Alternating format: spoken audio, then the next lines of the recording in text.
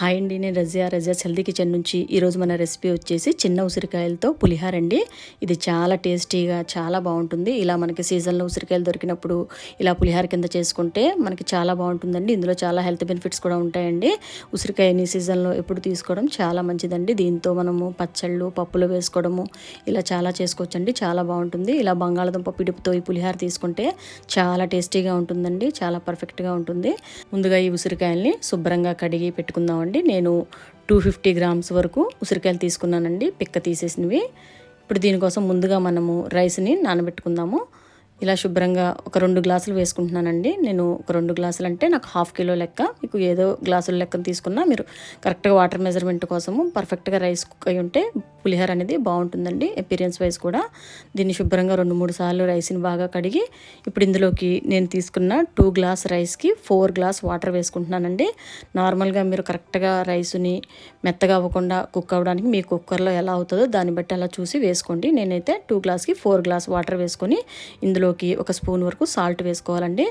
వేసుకొని దీన్ని ఇప్పుడు స్టవ్ మీద పెట్టుకొని 2 విజిల్స్ వేయించుకున్నానండి. 2 విజిల్స్కి అయితే రైస్ పర్ఫెక్ట్గా కరెక్ట్గా కుక్ అయింది. మీ కుక్కర్లో ఎంతవరకు అయితే పదునుగా ఉండి కరెక్ట్గా ఉంటుందో అది చూసి వేసుకోండి. ఇవి మనం పిక్క తీసేసిన ఉసిరికాయలండి. ఇలా తీసుకొని ఉంచుకోవాలి వీటిని మొత్తం అన్నీ కూడా. ఇప్పుడు దీన్ని మెజర్ చేద్దామండి. ఇవి పిక్కలండి, దీంట్లోంచి వచ్చినవి. దీన్ని కూడా మనం పాడేయాల్సిన అవసరం లేదు. ఒక మిక్సీ జార్లో వేసి కొంచెం వాటర్ వేసి దీన్ని ఒకసారి మిక్సీ పట్టేస్తే పిక్క కూడా నలగకుండా పైన గుజ్జు అంతా కూడా చక్కగా జ్యూస్ అయిపోయి వస్తుందండి. దాంట్లో కొంచెం సాల్ట్ కానీ షుగర్ కానీ వేసుకొని తాగితే చాలా బాగుంటుంది. దాంతో రసం కూడా పెట్టుకోవచ్చండి. ఈరోజు దీన్ని ఇలా మెజర్మెంట్ చేసి చూపిస్తున్నాను నేను, పిక్క తీసిన ఈ గుజ్జు అంతా కూడా. ఇప్పుడు దీంట్లోకి నేను టేర్ చేశానండి, బౌల్ని టేర్ చేసి నేను వేసుకుంటున్నాను. దీన్ని వెయిట్ని తీసేసి ఇలా 250 గ్రామ్స్ వరకు మనకి వచ్చిందండి ఈ ఉసిరికాయలది.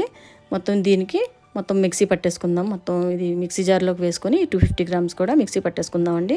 ఇది కరెక్ట్ మెజర్మెంట్ అండి. మీరు కరెక్ట్గా 1/2 కిలో వరకు రైస్ కుక్ చేసుకోవాలనుకుంటే ఈ 250 గ్రామ్స్ పిక్క తీసిన గుజ్జును మాత్రము మెజర్ చేసుకొని తీసుకుంటే పర్ఫెక్ట్గా ఉంటుందండి. అసలు పుల్లగా అయిపోదు, చాలా టేస్టీగా ఉంటుంది. కరెక్ట్గా దాన్ని బట్టి మీరు తీసుకునే క్వాంటిటీని చూసి వేసుకోండి, చాలా బాగుంటుంది. సో దీంట్లోకి నేను ఇప్పుడైతే పులిహోరలోకి ఒక 20 మిరపకాయలు తీసుకున్నానండి. 1/2 కిలోకి 10 మిరపకాయలు లెక్కన తీసుకున్నా బాగుంటుందండి. ఇది మిర్చే దీంట్లోకి బాగా టేస్ట్ అండి.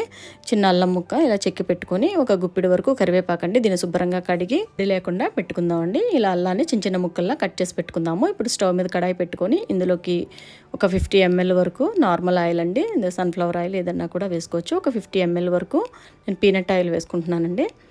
ఇలా అయితే బాగుంటుంది టేస్టీగా. దీంట్లోకి ఇప్పుడు ఒక స్పూన్ వరకు ఆవాలు వేసుకొని కొంచెం లైట్గా చిటపట్లాడిన తర్వాత ఇందులోకి నేను ఒక 1/2 కప్ వరకు పల్లీలండి. ఈ స్టేజ్లో పల్లీలు వేసుకుంటే చక్కగా వేగిపోతాయండి. మళ్ళీ వేరేగా మనం వేయించుకొని పక్కన పెట్టుకోవాల్సిన అవసరం లేదు. ఇలా మొత్తం అంతా కూడా వేగిపోయిన తర్వాత ఇప్పుడు ఇందులోకి అల్లం ముక్కలు కట్ చేసుకున్నది ఇందులో వేసుకొని జస్ట్ కొంచెం ఇలా ఒకసారి ఫ్రై చేసుకొని ఇప్పుడు ఇందులోకి కరివేపాకు వేసుకుందామండి. కరివేపాకు, పచ్చిమిర్చి వేసేసుకొని ఒకసారి మొత్తం అన్నీ కూడా కొంచెం ఫ్రై చేసుకుందాం. ఇలా పచ్చివాసన పోయేలాగా కొంచెం మిర్చి లైట్గా ఇలా ఫ్రై చేసుకొని ఇప్పుడు ఇందులోకి మనము ఈ స్టేజ్లోనే వేసుకోవాలండి 2 స్పూన్స్ వరకు శనగపప్పు, 1 స్పూను మినప్పప్పు అండి. ఇలా ఈ స్టేజ్లో వేసుకోవడం వల్ల మనకి చక్కగా ఫ్రై అవుతాయండి, మాడిపోకుండా. ఇలా వేసుకుంటే బాగుంటుంది. మీరు పప్పు ఏమైనా ఎక్కువగా ఇష్టపడే వాళ్ళు అయితే ఇంకో స్పూన్ ఎక్స్ట్రా కూడా వేసుకోవచ్చు పప్పులు. ఇంతేనండి. ఇప్పుడు రైస్ ఇలా ఉంటే కరెక్ట్గా బాగుంటుందండి. మరి మెత్తగా అయిపోకుండా ఇలా పొడి పొడిలాడుతూ ఉంటే పులిహోర చాలా టేస్టీగా ఉంటుంది. సో దీన్ని ఒక పెద్ద బౌల్లో వేసుకొని చల్లారి పెట్టుకుందామండి. పులిహోర ఇప్పుడు కూడా వేడి మీద కలపకూడదండి, కొంచెం మెత్తబడిపోతుంది. కాబట్టి కొంచెం చల్లారిన తర్వాత మిక్స్ చేద్దాము.